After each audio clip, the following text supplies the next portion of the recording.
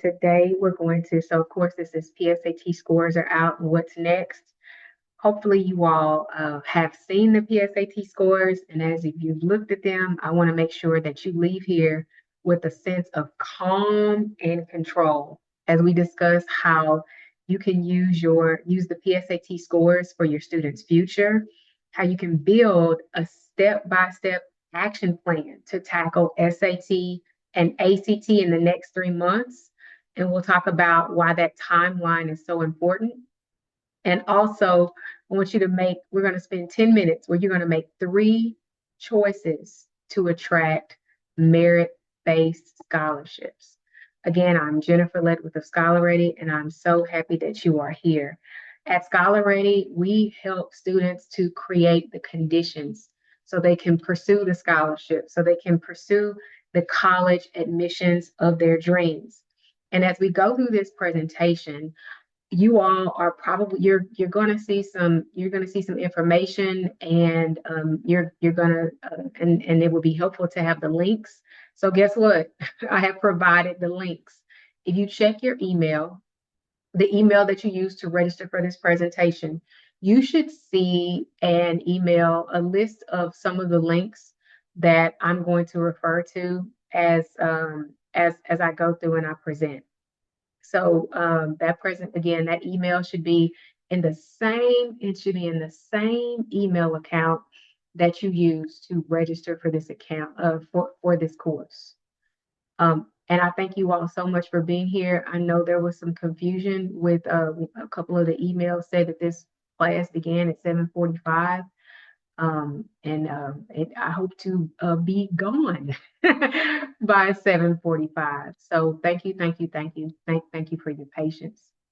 I'm going to share my screen in a moment, and while you all are getting your links, I'm going to share my screen, and we're going to get going.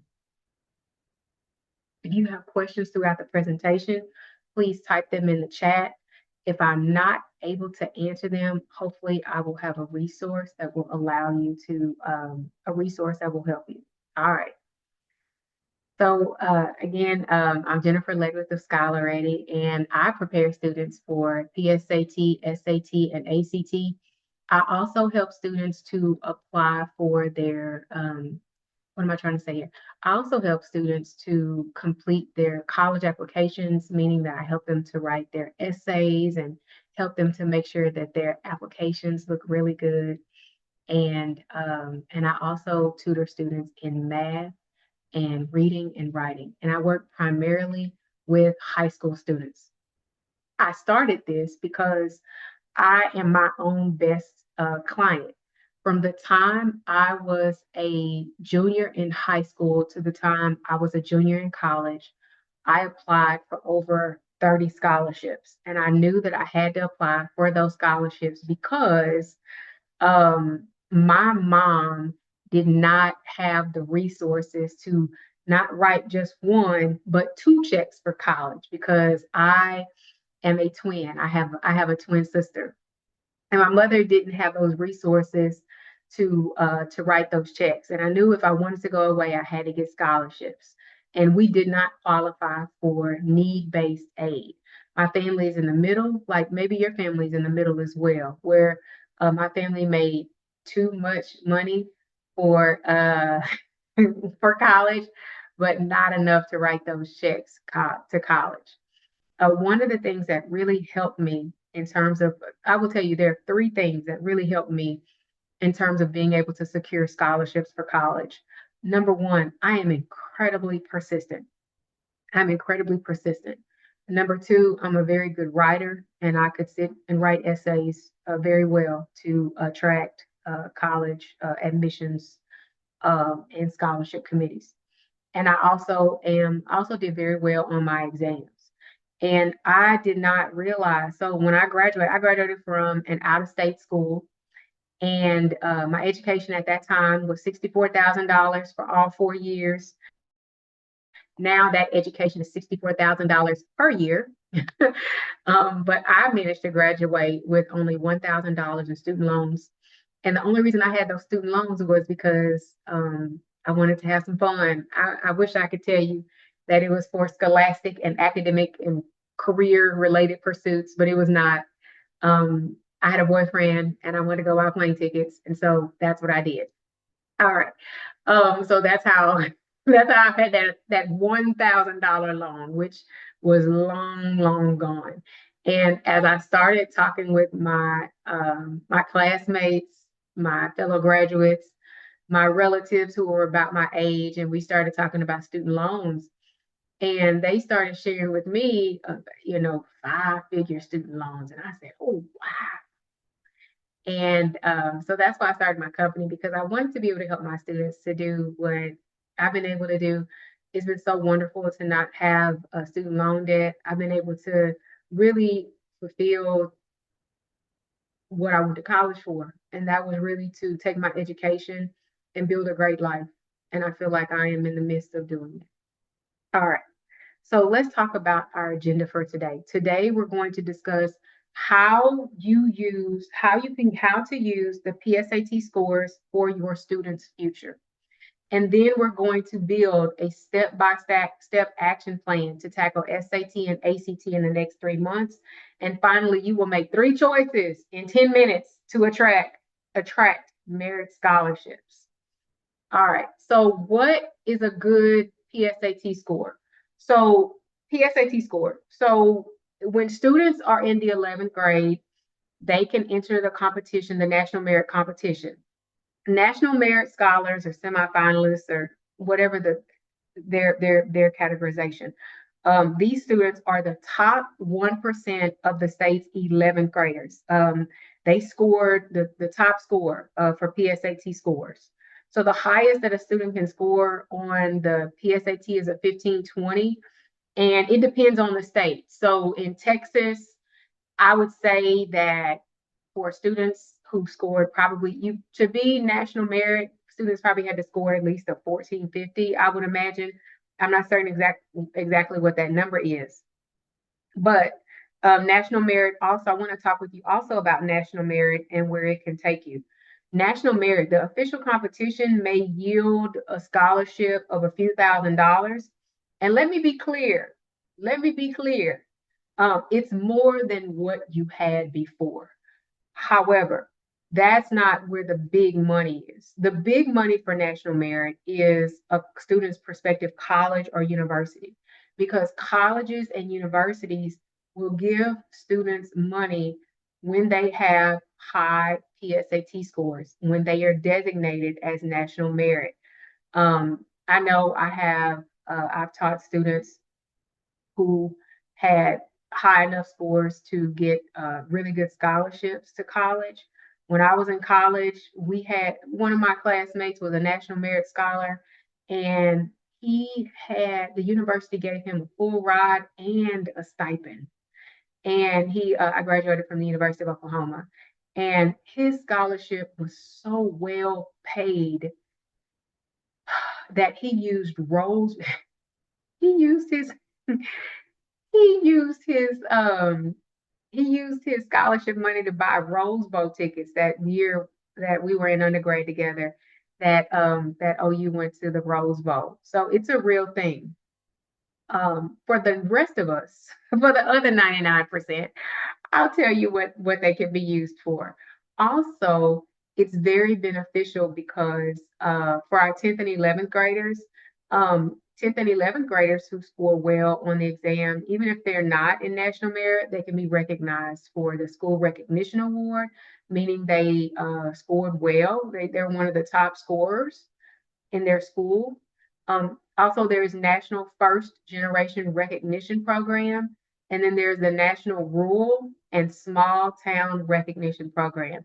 And of course, for students who are interested in seeing where they are, they can go to. I believe there is a link in that email that I sent you all about to the PSAT scores, PSAT information. Check out that link, and that information may be available now. I don't know if the National Merit information is available now, but the School Recognition Award, National First Generation Recognition Program, and National Rural and Small Town Recognition Program, that may be available now. All right. So let's talk about the PSAT scores. Is there anyone who's having a hard time finding their students' PSAT scores? Is there anyone having a hard time finding them? Is there anyone having a hard time finding those scores? All right, so in this score report, if you take a look at this score report, you can go to collegeboard.org to get these PSAT scores. So this is a really helpful tool to look at the PSAT scores. First of all, we're going to talk about, and then there's also an explanation of these scores on that link that I shared with you in that email. So first of all, let's talk about this score. Let's discuss this score. This score is an 1120. The range is 320 to 1520. And then this student scored in the 75th percentile. So that means that that student scored higher. So if you're in the 75 percentile, that means that you scored, let me see. I'm trying to think about how that works. If you're in the 75th percentile, I think you scored in the top 25% of students, test takers. All right. So this is a really good start. Let's look at the section scores. There's reading and writing, 620, and then the math is a 500. What I want you to notice is that and then that places the student in the 60th percentile for reading and writing, and the 70th percentile for math. All right, so this is so these are the scores. Now this is where you really need to dig in, the knowledge and skills. Let's look at the reading and writing. There are different sections. I'm going to tell you what I've been noticing with my students. Do you see here standard English conventions? If you notice, standard English conventions for this student has the least number of bars. So that means, so I'll give you an example. So with this one, in information and ideas, that student earned all the bars in information and ideas. So that student did very well in that section. Now here in standard English conventions, this is where the student fell short. And I have so many students who fall short in standard English conventions. And standard English conventions is recognized. So what does this mean that your student needs to do? That means that when your student gets ready to prepare for the SAT, ACT, or both of them, or maybe even taking the PSAT again, if he or she is 10th grade and younger, that student needs to work on punctuation. And we'll talk a little bit more about the fundamental skills of SAT, but that standard English conventions, that is punctuation. Some of it is transitional words and phrases. Some of it absolutely is transitional words and phrases, but so much of it is punctuation. And then the math, let's look at the math, where we have algebra, advanced math, problem solving and data analysis, and geometry and trigonometry. The student did incredibly well in this algebra section. This is awesome. Now we get to advanced math. Something happened here. Maybe the student took this test without having taken all of algebra 2. And that's okay. That's okay. The student can prepare and apply and take maybe take the PSAT again, or maybe take and then of course take the SAT and ACT. But these are the different sections of the test. So we're going to use this. I use this report all the time to know how to help my students, whether I'm helping them in a group of students in a crash course, and I ask them to let me see their score reports so I can have an understanding of the direction of that particular course that day, or whether I'm working privately, working one-to-one, and I meet with everybody virtually, but whether I'm meeting with them one-to-one and I talk with them about their scores. And what I'm doing is I am always linking the performance on this score report to what we are doing in test preparation, because crash courses typically are in the mornings. So most of the time on a Saturday mornings, it's something extra Test preparation can kind of be, it can kind of feel like a slog sometimes. And sometimes students may need motivation. And I'm always tying the performance from this report to the work that we are doing. And I'm also always talking with them about their growth. Like, look at how you grew in standard English conventions. Because, woo, when you first came to me, and the way that you were using those commas, wasn't okay. So if you hopefully you have the score report. If you need help getting the score report, I recommend that you reach out to the counselors at your student school so you can be able to be successful in that. All right. Now let's talk about what is a good PSAT score, because some of you are like, well, what is a good PSAT score? So I want you to take a look at this chart. This is a chart that indicates college readiness. This indicates college readiness. So when we talk about college readiness, you'll see, or it depends on the different grade level, because students take PSAT exams at different times. You have some students taking them as early as 8th grade. And of course, the last one is in the 11th grade. Check these scores. So let me tell you what these scores mean. Let's say a 10th grader. A 10th grader, if a 10th grader scores a 430 or above, that means that 10th grader is on track to do well on classes that require a great deal of reading in college. So your history, your English composition, that student is on track. For the math section, when that 10th grader scores a 480 or below or above on the math section, that indicates that the student is ready is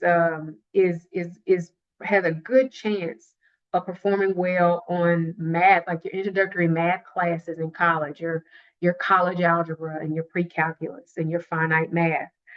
If it's lower, then that student is going to, it is highly likely that that student will struggle, especially when you get to the 11th grade and we see the score is 460 or below in the reading and writing section. And if the score is a 510 or below in the math section, the student is going to struggle in those corresponding classes. Now, am I saying that it's going to be impossible and the student is going to go to end up like the test completely dictates how well the student is going to do in college? No, I'm not saying that. What I'm saying is if a student has these scores and chooses, and has comparable scores on the SAT and ACT, when that student goes to college, he or she is going to struggle with college level coursework and therefore should choose a school that offers supports for those students. There are some schools I know, the University of Texas at Austin has a really good support program for its students. For example, so you need to really go to this when you're looking at the schools, you need to consider the schools that offer, what kind of support do they have for these students? For example, at UT, there is a calculus. At often at colleges that fit the profile of University of Texas at Austin, so a large Division One research, Tier One research university, those colleges typically look at calculus as a weed out course, meaning that we are giving you this class, and if you pass it, you pass it. If you fail, then that means that you can't proceed and you can't go forward in engineering. And there are some other majors that require calculus. And if you can't get past this course and we're weeding you out of this major, and you have to go major in something else. That's what a weed out course is. But UT doesn't support the University of Texas at Austin, offers all of these supports for students so that that calculus is not a weed out course.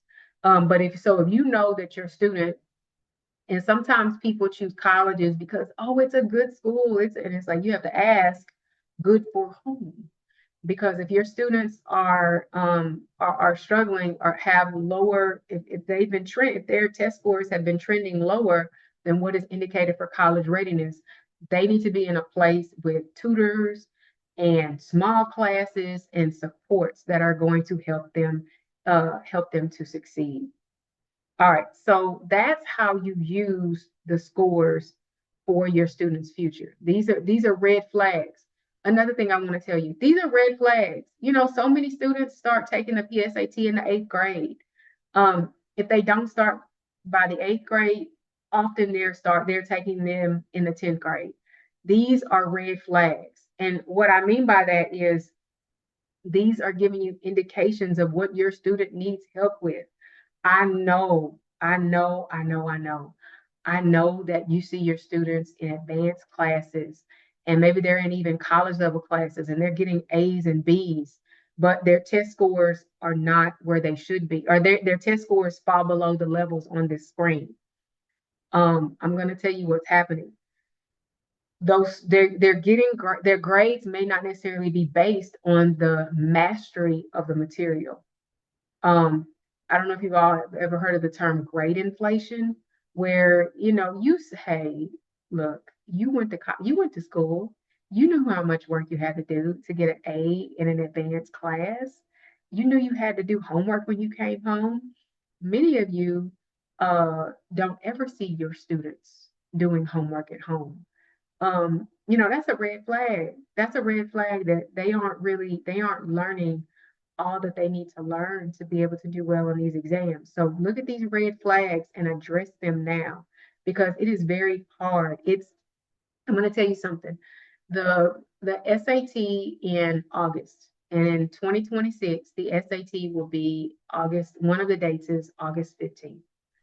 I will be preparing so many seniors for that August 15th exam.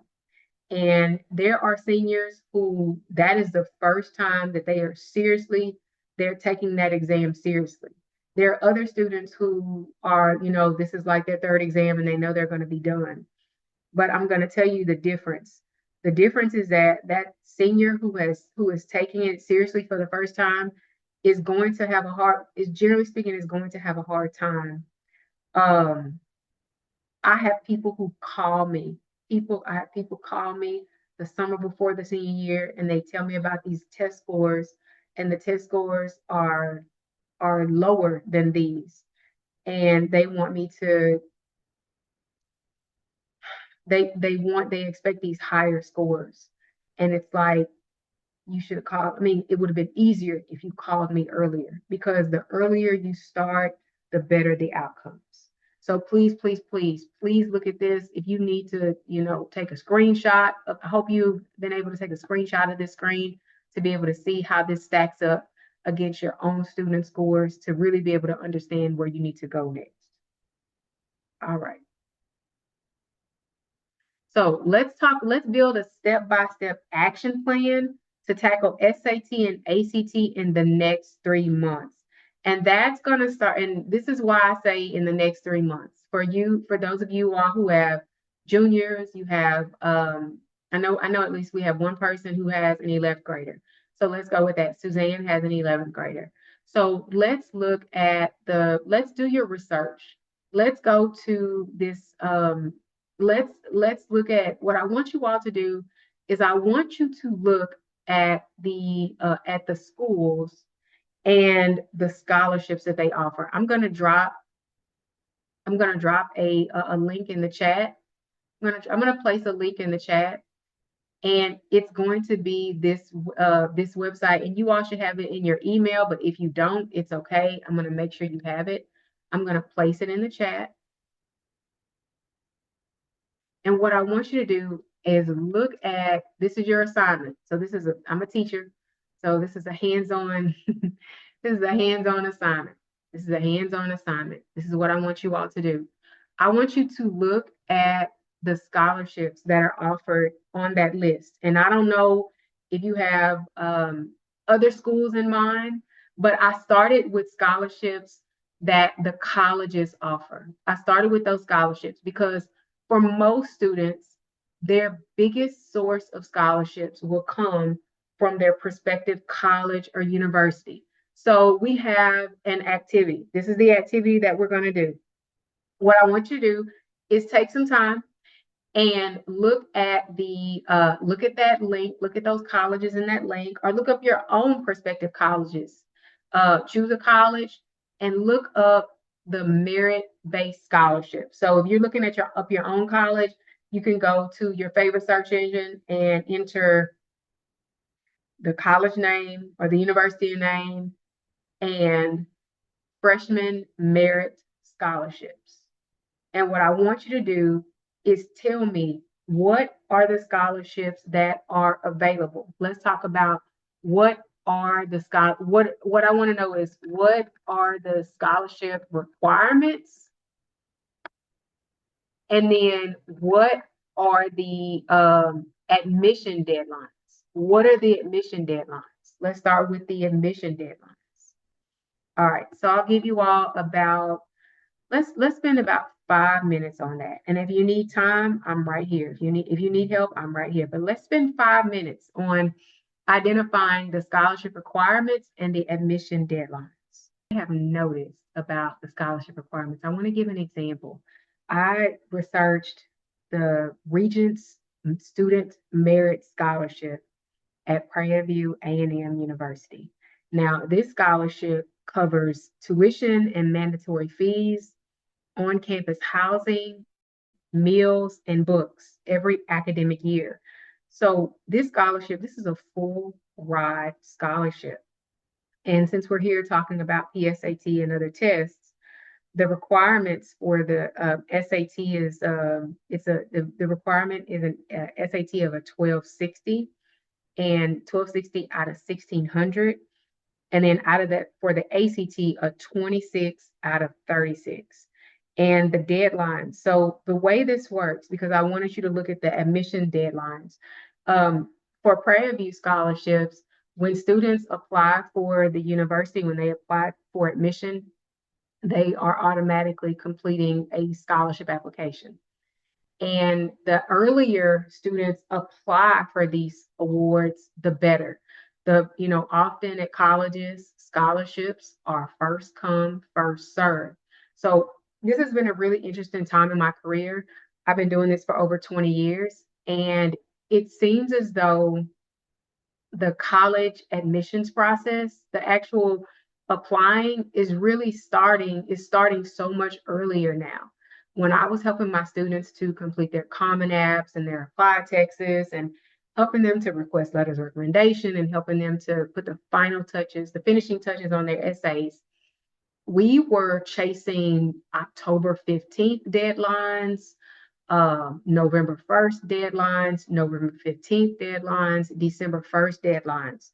So what does that mean in terms of where you are with the PSAT scores, and what does that mean for you? What does that mean for you? Well, it means that you need to make sure that you pay attention to the upcoming test dates, especially for my juniors. You need to really take these dates seriously. Now, these are the national test dates. For many of you, your school may offer the ACT, SAT, or both during the school day. And hey, if they do that, that's great. But this is focusing on the national test dates for, yes, there is an SAT this weekend, and then after that there'll be an ACT. But I excluded those because I thought that if you were already taking those exams, you would have already been registered for them, therefore aware of them. So let's talk about the upcoming national test dates. These are our upcoming test dates. February, you can see them on the list. Notice how for ACT, students can take the exam in July, but after July, they won't have another opportunity to take the exam until September. Similarly, with the SAT, notice how students can take the exam in June, and then the next chance to take the exam after June is the middle of August. So keep that in mind as you are preparing for the school, as you're preparing for these exams. You need to start as early as possible. Some of you all have a gift of being able to take the test at school in the springtime, either ACT or SAT. You need to take that test seriously, because let me tell you what happens when people don't take the test seriously. Often the test scores won't come back until maybe right before the May SAT, and or even, and you won't have time. Look, if you get those scores right before May, you won't even have time to prepare really fully well for the June exam. So that means that you have to really, then that means the first exam you take seriously is the August 15th exam. That's not a good plan. That's not a good plan. Same thing for ACT. You don't want to have to wait until September to be really serious about taking the exam. It takes time to prepare for these exams. And I want to talk with you about what is included in these exams. All right, so we've talked about PSAT. You all are here to talk about PSAT. Now we've shifted the conversation to talk about SAT and ACT. Which exam should students take? They should take both of them. I recommend students prepare thoroughly for one and throw everything at one, but take both. Take both of them. All of the tests, let me tell you what's included. This is what you focus on when you're preparing to boost your scores: content, strategy, and practice. Okay, so first of all, with content, you start with those scores. I already showed you all that. You start with the scores.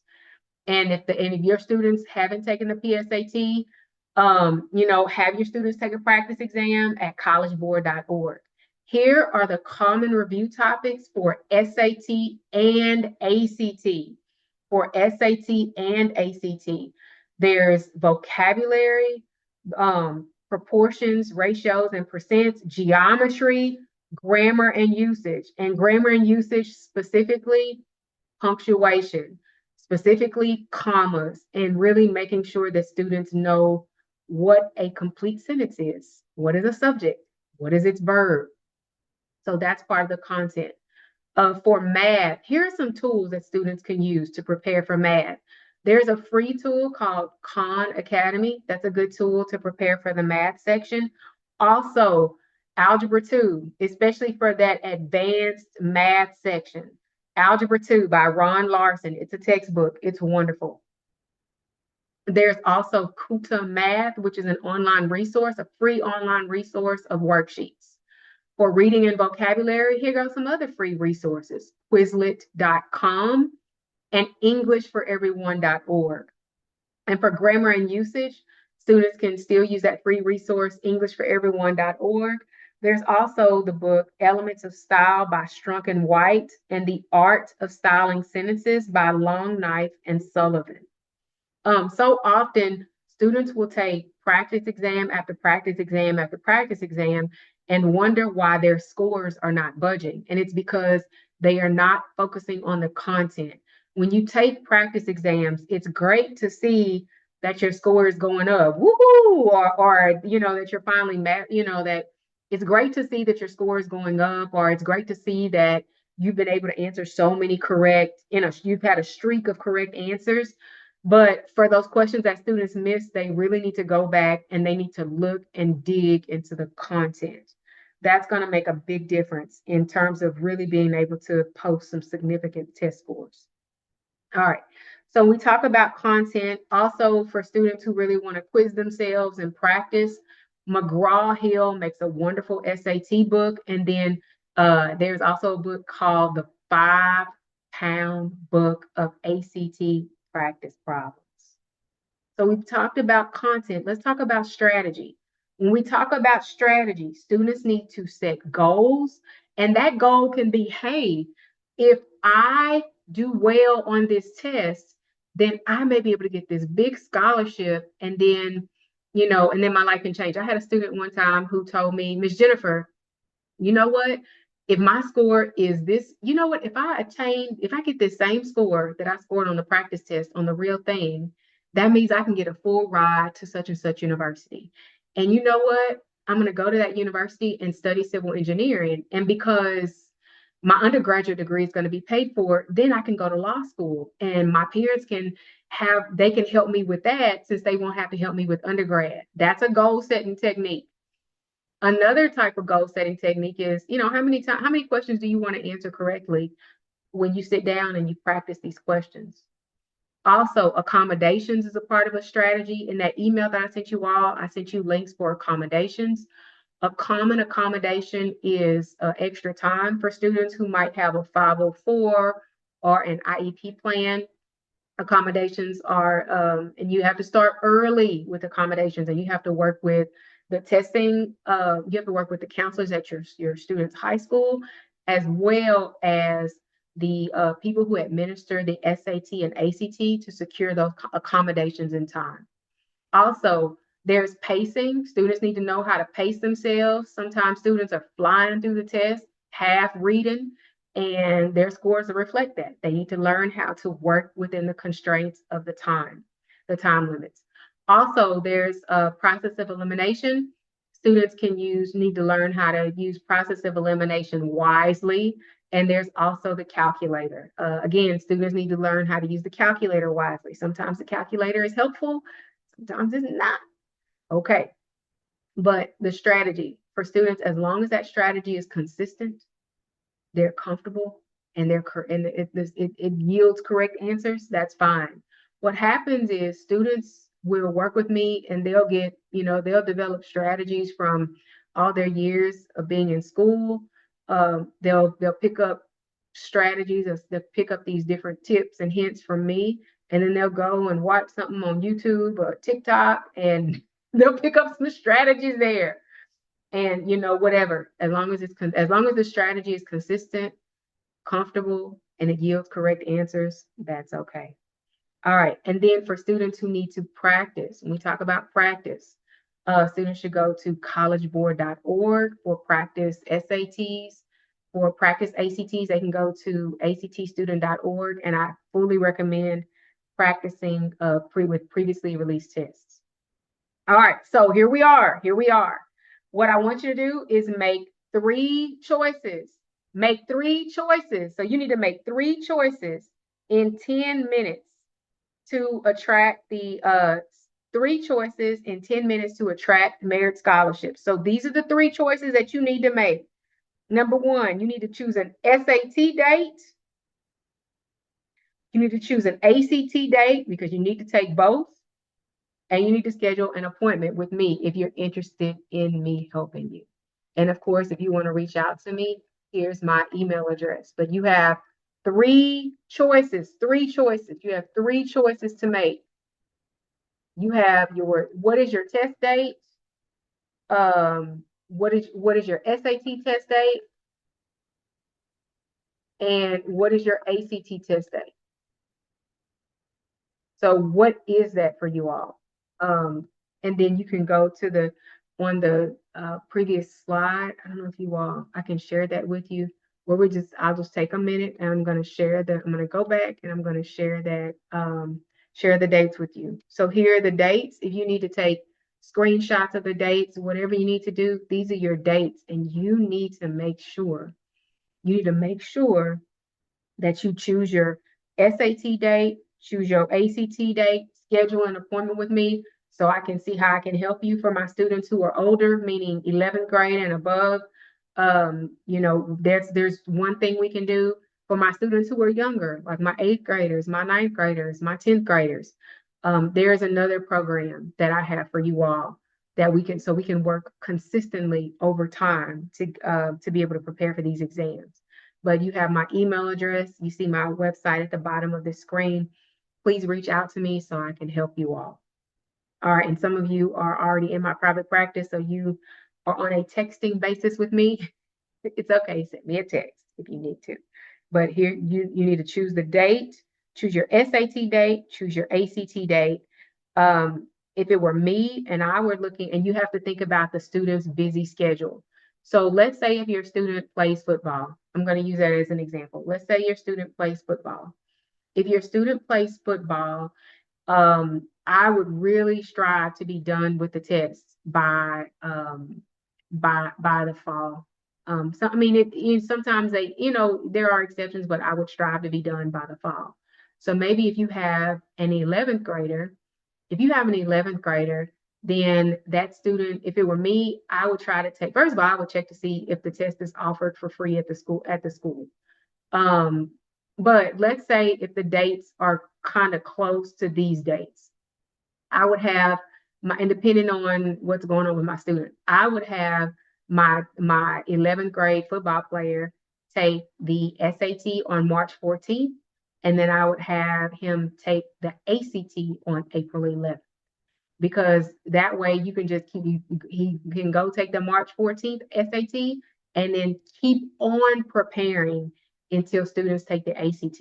I had some really good I had really good, I don't know if I want to say luck, but I had really good outcomes this past fall where I would prepare students for, I had seniors I was preparing for the August SAT, and then I kept preparing them to take the September SAT, and they saw really big gains on that September ACT. So that's a really good kind of 1-2 punch that that you can apply to these tests. So really think strategically about this because hey, these tests, if you look at those requirements and what's available for students who score high on these exams, it's these, if you can just make these choices in 10 minutes, attracting merit scholarships, that doesn't just affect your, pocketbook today. That affects your, that can affect a family's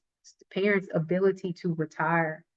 That can affect a student's ability to, of course, go to college, but maybe to go to graduate school, maybe to start a business after school, maybe move out of your house. These decisions can make such they can make such a big difference in your life. All right. So let's go back to, so you made your choice. And if you have questions, just let me know. I can help you. All right, so let's talk about what else I want you to see how this all fits together, your choices in terms of helping you to attract merit scholarships. So colleges and universities are awarding college admissions and scholarships on the basis of the 5 Ps. And the 5 Ps are program, performance, potential, participation, and personality. Let's talk about the 5 Ps. The 5 Ps, or let's talk about program. Program is, what classes, tell me about the classes your student is taking. Are they advanced? What are they? So we have advanced placement classes, there's dual credit, there's international baccalaureate, there are honors classes, and there are even other categories of advanced classes. And then performance has to do with how that student is performing in those classes. And we measure performance by grades, or in other words, the grade point average, and also the class rank.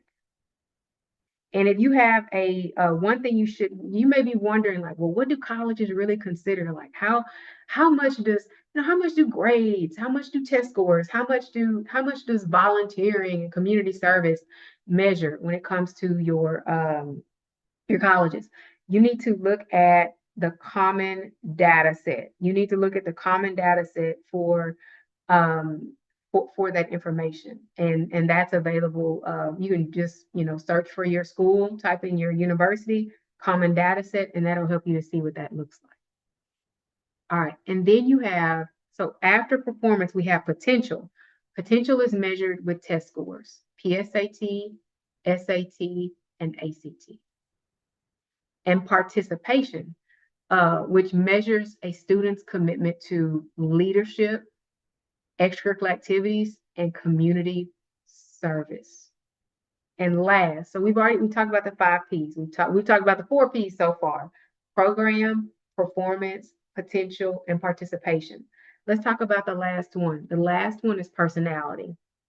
And students can express their personalities through essays, letters of recommendation, and interviews.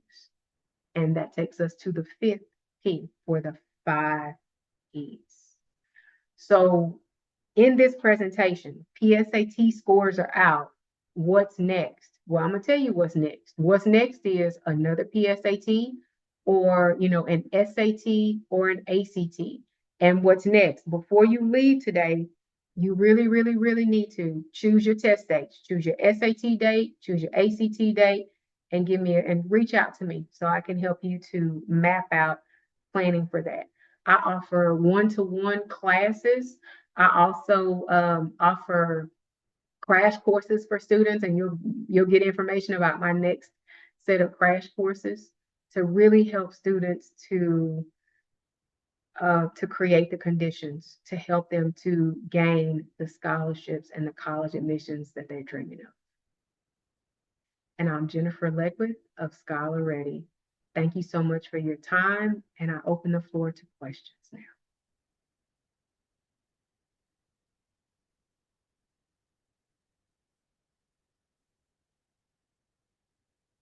Hi, Jennifer. So the test states that like the part of the three choices that the kids are making, these dates are for college applications for going into the 2027 school year, 2027, Or 2028.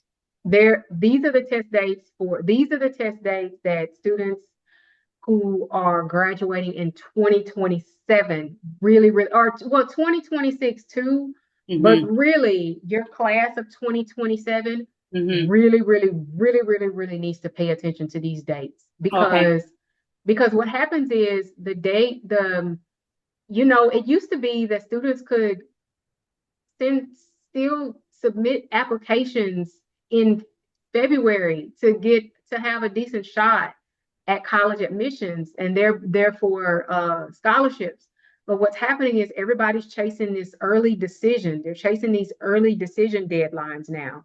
And these Mm-hmm. early decision deadlines, hey, the last scores that they are accepting are in like October and November. Got it. Okay. Thank you. You're welcome.